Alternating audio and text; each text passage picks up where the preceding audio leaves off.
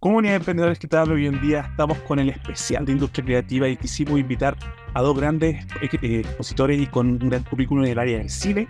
Estamos con Ignacio Ruiz, director de películas como por ejemplo Gringas, que se está estrenando este año. Hoy creo que se estrenó el año pasado, si me corrige el dato. Se estrenó el año pasado Asana. y este año viene estreno en salas. Estos festivales de cine y este año venimos con estreno en sala de cine. Por eso, Ignacio. Y con Francisco Nostroza, quien ya tuvimos un episodio con él hablando del desarrollo del cine y también de lo que él trabaja con el cómic. ¿Cómo está, Francisco? Bien, bien. De vacaciones, yo entiendo. Modo playa. Sobre todo ando con Ignacio. Modo playa para un millennial. Modo playa es lo posible. Mira, este podcast es transversal, estamos saliendo tanto por YouTube, que es nuestra biblioteca de contenido en este momento. Pueden ir a su canal de YouTube. Spotify para el que está lavando los platos, yendo al gimnasio o pedaleando para la pega. Y también estamos aventurándonos en Twitch para poder llegar al joven, al generación Z, que pueda cachar lo que está haciendo profesionales millennials que han hecho un poco de carrera con mucho esfuerzo y dolor de espalda, digamos, para poder llevar sus proyectos y poder posicionar tanto sus carreras como el desarrollo del cine en Chile. Y para eso, como dos expertos en cine y apasionados también por el cine, yo quiero preguntarle cómo comenzaron a incorporarse a este ambiente. ¿Qué fue lo que le apasionó para empezar a dedicarse a la producción cinematográfica? Mira, el cine particularmente a mí me nace de que estaba estudiando en la media, en Concepción, y que nos tocó hacer varios trabajos de ramo de historia y geografía en ese tiempo, y que el profe nos dio la libertad de hacer videos y nos pusimos a hacer unos cortometrajes locos con mis compañeros que resultaron bien entretenidos, y ahí como que me quedó el bichito pegado, y después cada cosa que estaba viendo, la posibilidad de registrarlo, grabarlo, y nada, siempre he tenido un poco también la idea de contar historias como sea, el formato que sea. Al principio pensaba que era una cosa más como literaria o algo por el estilo, después me di cuenta que la imagen era lo que más me llama la atención, y sobre todo, bueno, las películas y todo. Estoy hablando de... Yo comencé a ir al cine ya de forma autónoma, sin que me llevara mi mamá, cuando salió Pulp Fiction, que más, que fue, me acuerdo del año, fue la primera, como una de las primeras películas que fui a ver los Sony, porque he vuelto loco, van a ir en el cine, viendo esa locura de Tarantino. Fue importante. Y de eso me llevó a estudiar, como decir, comunicación audiovisual, y nada, y ahí continuaba. Yo, de otro lado, súper distinto. Bueno, tenemos una generación de distancia con Pancho y por ahí creo que nos llevamos bien por eso, por no ser tan cercanos quizás etariamente, en una brecha que nos une. Yo partí más lejano al cine en particular, siempre muy, y creo un poco como Francisco, más ligado al dibujo, a la cosa de la composición pictórica, más ligado al cómic, al manga, muy ingenuamente, con eso metido en la cabeza en el colegio, y en algún momento, medio casi como en alguna decepción amorosa de colegio, me metí a ver un ciclo de cine que había en el Teatro Diego Rivera en Puerto Montt, y vi unas películas que se llamaban Black, Blue y Rouge de Kieslowski, 3 días seguidos, y en ese día no vi nada de contexto político, sociopolítico. Gran parte de lo interesante de la película o sus complejidades más artísticas no las tuve en cuenta, pero sí me dejaron una sensación muy particular cada una de las películas, a pesar de mi ingenuidad sobre todo lo que ocurría. Y en ese momento decidí que quería hacer eso, dedicarme a hacer películas que moviesen sensaciones, atmósfera, ideas. Y así he tratado de ir desarrollando mi carrera desde ese momento, como en un tema visual, de atmósfera, discursivo desde lo emocional de pronto, y así llegamos al día de hoy. ¿Y qué minuto empiezan como a decir, ya aparte de estudiar esto y aparte de poder trabajar de esto, ¿En qué minuto empieza a decir yo quiero producir mis propias ideas, mis propias películas, mis propios proyectos? ¿Cuándo parte eso? Interesante. A mí me pasa por un lado que tengo algún gen o algo muy cabeza de pistola y de factor de riesgo un poco rebelde en relación a querer hacer cosas que no se han hecho, a romper reglas, a tratar de llevar un poco más allá el lenguaje en algunas cosas que me gustan a mí desde la forma cinematográfica. Y en algún momento sentí que si no hacía yo las cosas que se me ocurrían, ni siquiera por querer ser director, sino por si yo no llevo a cabo una idea como esta, puede que quizás no se haga en un buen rato, y ese ímpetu después me llevó a dirigir, a hacer más ideas, a arruinar muchas veces en el camino buenas ideas mal ejecutadas. A mí me pasó que cuando estaba estudiando audiovisual en el IAC, o sea, yo siempre he tenido como esta idea de poder dirigir equipos, o más que dirigir equipos, tener ideas que son como, entre comillas, grandilocuentes y que se necesita gente para poder moverla, y un poco como el Nacho, es como, si no lo hago yo, no lo hace nadie. Yo con las ideas más locas, libros, sueños, lo que sea, y un poco también la misma, o sea, si no, yo no lo hago, no lo va a hacer nadie, en cierto medida. Un poco en esa rebeldía. Después se da la instancia que me resultó ser súper bueno analizando proyectos, analizando ideas, criticando todo, y ver proyectos que yo consideraba que eran como muy interesantes, apoyarlos, y veía como una servilleta como ya de productor. Más que al principio era una búsqueda, después por suerte ya se convirtió en como al que me llamaban, o sea, oye Pancho, queremos hacer esta película, te tinca, por algunas no fue muy bien, con otros no pasó nada. Uno en cierta medida cuenta las ganas, pero de las ganas uno quedó en batalla como con 20 proyectos que los quería más que incluso proyectos que salían, pero no eran los momentos, no eran las instancias nomás, o no era el equipo, pero parte como desde ahí. Después mi libreta va más que nada en esta capacidad de poder ver cómo potenciar otros proyectos.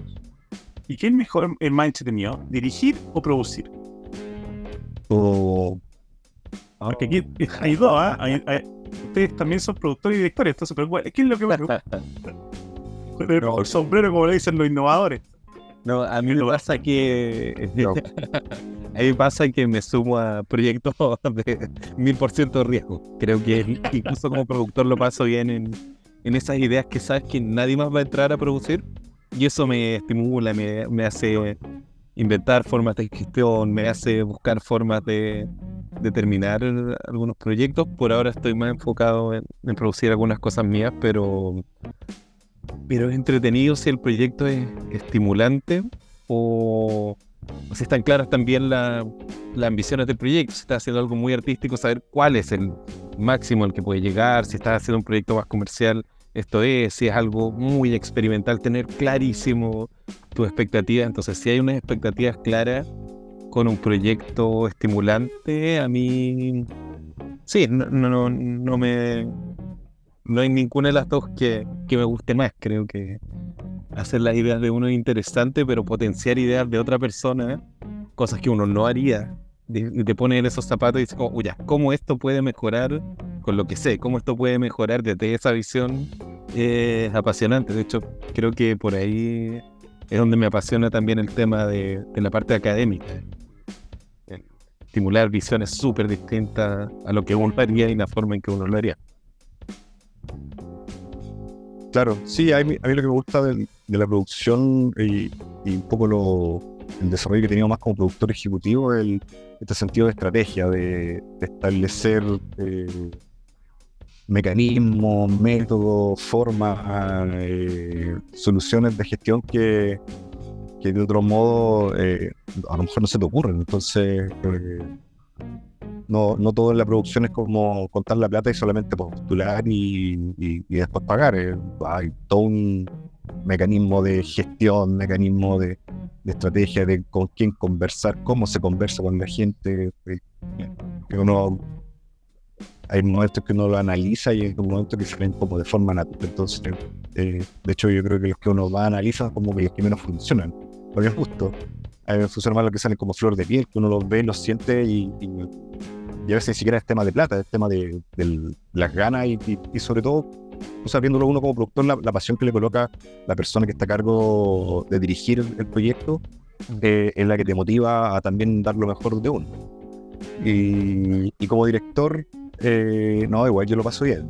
Sufro harto, sí, pero yo creo que es como el gran karma de la dirección, que uno sufre, bueno, se saca la cresta y a todo el mundo le digo, vamos a ver el primer montaje horrible, uno se quiere matar, pero después uno recobra la fuerza y sobre todo yo creo que una de las cosas que aprendí con el tiempo, de hecho ya cuando nos contactamos con el Nacho, fue esta posibilidad de no tener el miedo de mostrar el trabajo para que la gente opine y te dé un feedback y nacen unas cosas maravillosas de algo que uno ya tiene más o menos pulido, pero te dan aportes, te vivifica, de hecho, te da nueva vida en ese sentido. Y eso es como lo rico de la dirección.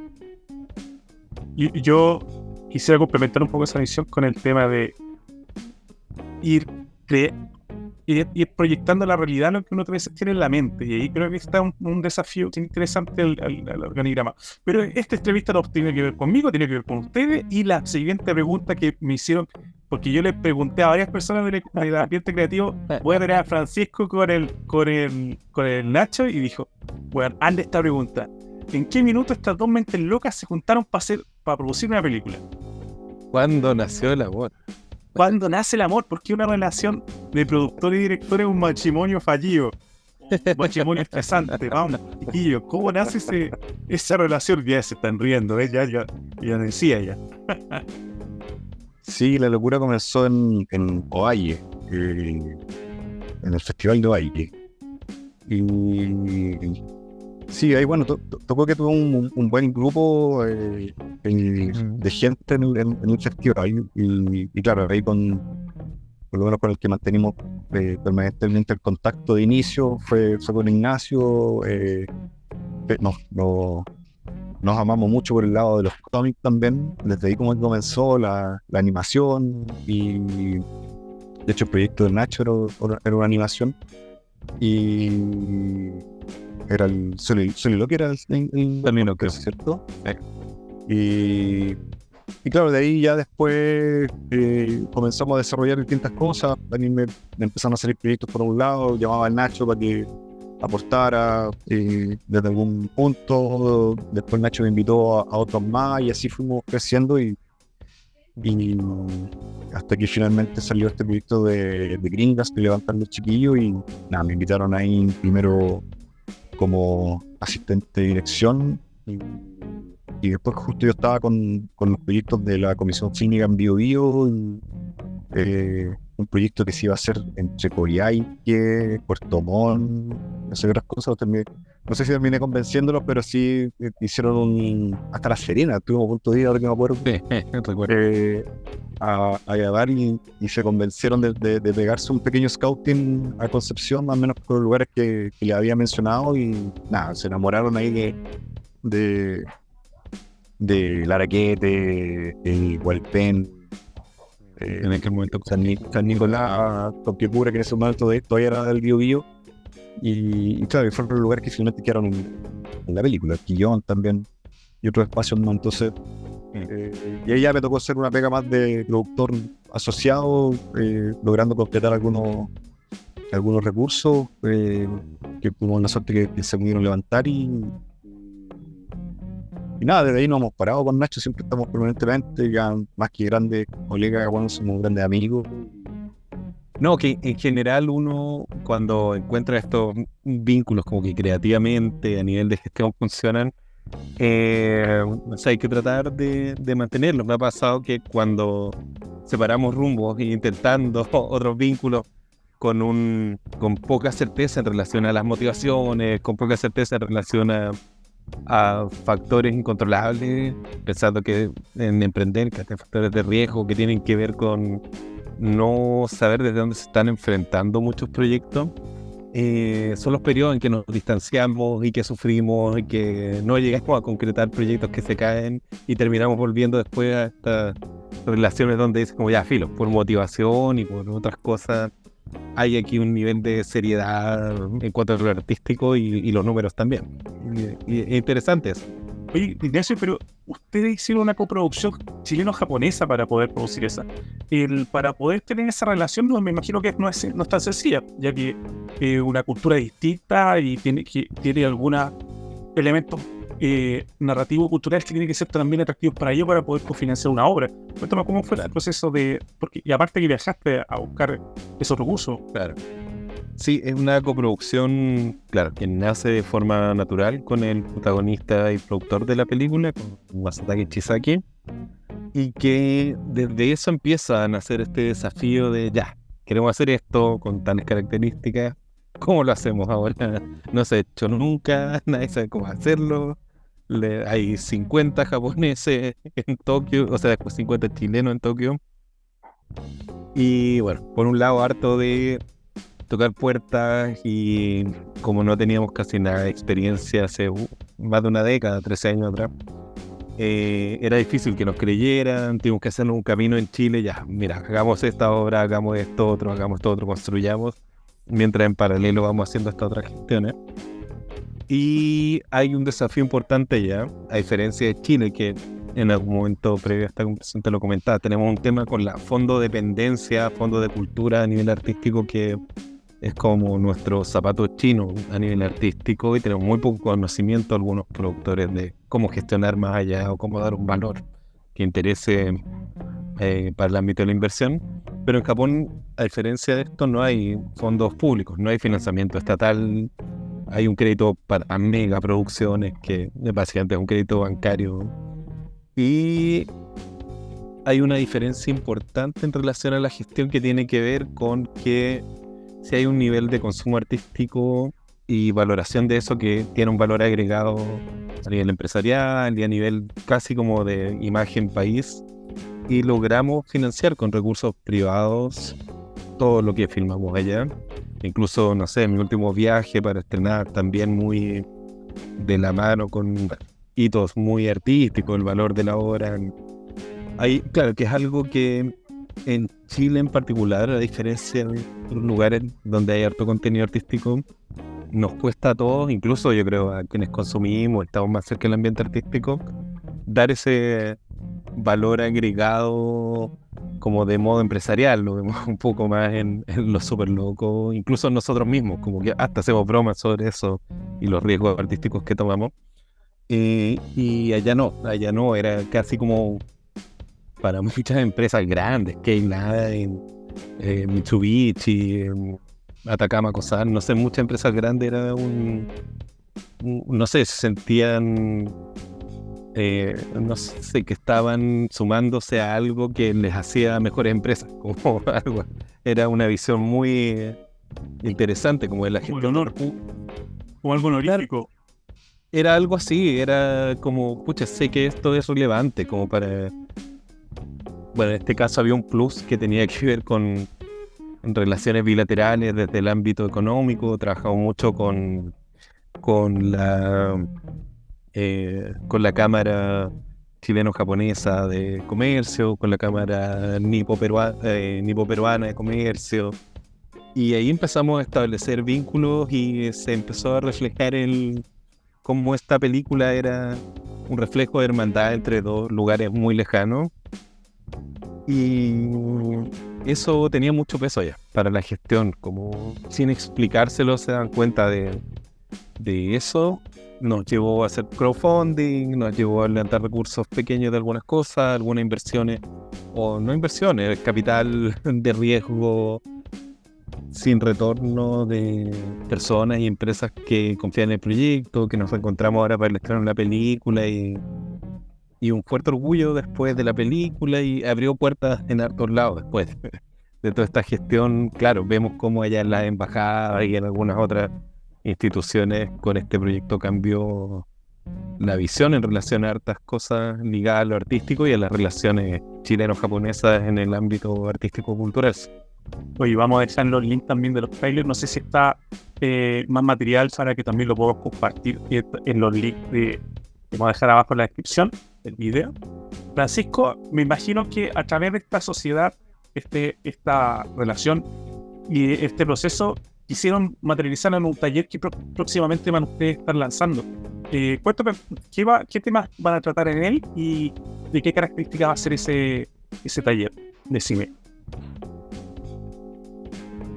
Sí, mira, es un taller, digamos, de cierta manera transversal, no es un taller especializado para gente que ya lo haya hecho, o que conozca de cine, sino que un taller donde vamos a enseñar cómo los procesos, tanto de las decisiones creativas y cómo esas decisiones creativas también conllevan decisiones creativas de producción, para ver cómo se desarrolla, cómo se desenvuelve, y para que tengan un poco las dos miradas de cómo desarrollar un proyecto sin perder el proceso creativo y sin perder tampoco esa mirada, entre comillas, de la producción, no solamente como un elemento de financiamiento, sino como un elemento de estrategia de conceptos de producción.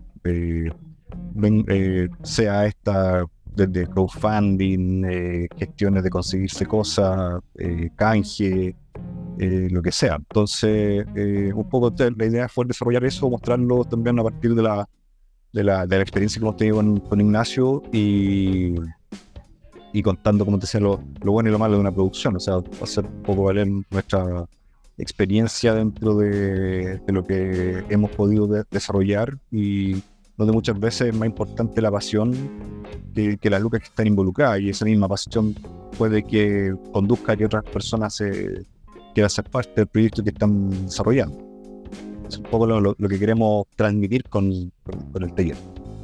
Bueno, vamos a dejar también compartir los links en la descripción del taller, porque es importante que la gente más vaya conociendo de qué manera puede profesionalizar sus ideas, de qué manera pueden hacer realidad sus proyectos sin solamente centrarse en la academia. Aunque ustedes también son docentes, pero saben que tener esa capacidad de poder crear desde el, así como visceral, digamos, que te salga algo real a través de la cámara para pantalla, es más provechoso que muchas veces el proyecto título para pasar el ramo, digamos, ¿cachai? O sea, claro, la creatividad está en todos lados, y sobre todo con el acceso a dispositivos digitales que te ayudan a llegar a cualquier parte. Chiquillos, para ir redondeando un poco la idea, ¿de qué manera pueden ustedes ir acercando el concepto de producción audiovisual o de producción cinematográfica para que las personas se vayan interesando más en el área? Ok. Sí, por mi parte, y con una mirada de pronto un poco más desde lo creativo, es tener en cuenta que no es como que es una instancia, o las artes, la cultura, el ambiente cultural es un tema súper serio y que ahí está lleno de mitos en relación a que todo es jarana y buena onda. Hay mucho de trabajo de oficina. Yo creo que al igual que cualquier empresa, y por eso hemos logrado concretar hartas cosas con Francisco, esto es como cualquier empresa. Te levantas todos los días y trabajas y trabajas y trabajas, y eso hace finalmente que funcione un proyecto, y más cuando hacemos alianzas con distintas áreas, que es lo que pasó con Greengrass. La producción no es solamente dinero en efectivo, es un montón de servicios asociados, un montón de asociatividad estratégica que no tiene que ver con la obra, pero que sí suma valor agregado a distintos rubros y a la obra en sí misma después al momento de su difusión, en distintas escalas de producción, como en todas las escalas que puede ir trabajando. Eso por mí. Sí. Claro, no, yo le sumaría un poco lo que mencionaba al principio. Para mí, la producción audiovisual o cinematográfica es siempre un pensamiento de estrategia, de cómo logro llegar al objetivo final, que es poder exhibir, mostrar tu proyecto.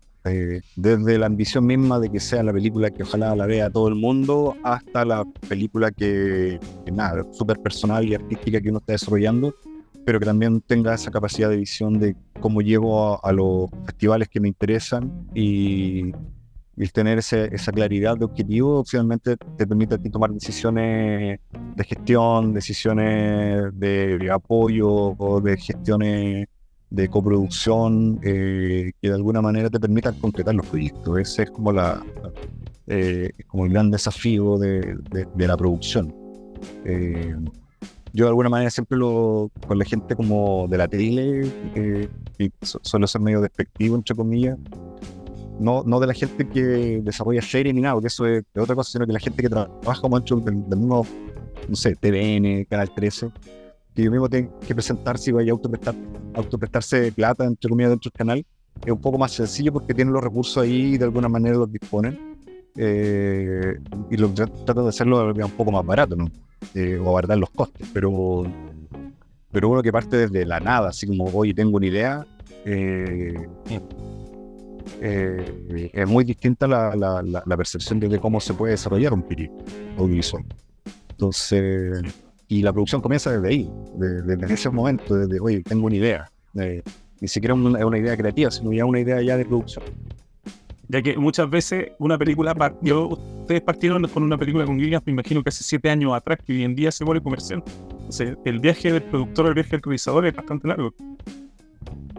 Sí, no es muy distinto a todo esto de como del viaje del emprendedor. No es mucha la diferencia, solamente que nosotros a nivel audiovisual estamos un poco mal acostumbrados a que vamos como proyecto por proyecto, cuando en realidad podemos tener una batería de acciones que podemos llevarla encarrilada. De hecho, un poco ha sido también parte del fomento que se ha buscado, de que hay que tener una película lista en el brazo, otra que esté escrita en guión, otra que ya ojalá la estemos grabando, y así uno puede participar en distintos mercados y distintas cosas que nos permitan dar a conocer lo que estamos haciendo. Y una de las ventajas que hemos tenido con eso es que el poder participar en mercados internacionales, estar constantemente presente, claro, hace que la gente confíe en ti y que ve que estás avanzando con los proyectos. La gente que más desconfía es que no, llevo 5 años tratando de hacer una película y todavía no la hago, y todavía no termino de escribir el guión, entonces claramente no te van a considerar en nada. Pero si ves que avanzaste con una y apareciste con otro proyecto, a lo mejor que ellos no lo conocían, pero apareciste con la película, y dicen, uy, ¿en qué momento no? Que esta estaba ahí en el limbo y de repente revivió. Si es que además es dudoso que una persona esté tanto tiempo estancado con una idea, o tanto tiempo estancado con... Es dudoso, es como porque no tiene esa habilidad de poder seguir avanzando. Ignacio, por honor al tiempo, y ellas para que no nos coman el timeline, el deadline de la actividad, vamos a ir cerrando la conversación. ¿Dónde los podemos encontrar? ¿Dónde podemos inscribirnos en el taller? Mira, por ahora la información está canalizada a través del Instagram de Niebla, que es Niebla Producciones, así de fácil en Instagram. Todas las últimas publicaciones tienen que ver con esto. Para inscribirse o información estamos recibiendo correo en nieblaproducciones@gmail.com, y ahí les podemos enviar el programa, los precios y más o menos el calendario que tenemos. Así que a través de Instagram es más fácil ahí que se canaliza. Excelente. ¿Algún cierre, Francisco, para que no quede como no logré terminar la votación? Una mención cortita de justo esta semana salió un boletín de la Bio Film Commission, donde hacen una pequeña mención de Greengrass y su participación principalmente en Japón, donde se promovían las locaciones de la 8ª región. Entonces, eso lo pueden encontrar ahí en la Bio Film Commission. Pueden encontrar ese pequeño link, que a lo mejor lo podéis compartir también dentro de la plataforma cuando estén viendo. Bueno, chiquillos, gracias por el espacio, el tiempo de conversación se hace poco, pero siempre estamos ligando contenido precisos para que el auditor pueda ir navegando dentro de todo el abanico de contenidos que siempre vamos compartiendo. Mi nombre es Octavio Schiappicoli, CEO y founder de Render Media Company. Este fue un episodio de Libertad de Emprender. Gracias, chao, un abrazo.